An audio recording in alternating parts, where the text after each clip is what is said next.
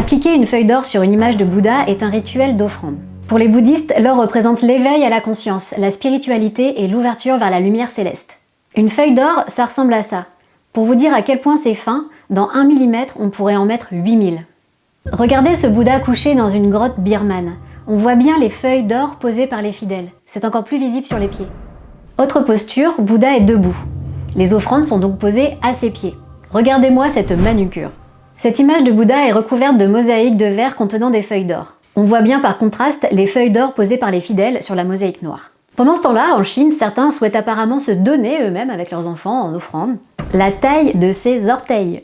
4 fois plus grande que le Christ de Rio de Janeiro, ce Bouddha abrite en toute simplicité un monastère que l'on peut visiter. Restons dans les records, la plus grande statue en or massif du monde mesure 3 mètres de haut et pèse 5,5 tonnes. Elle représente, bien entendu, un Bouddha.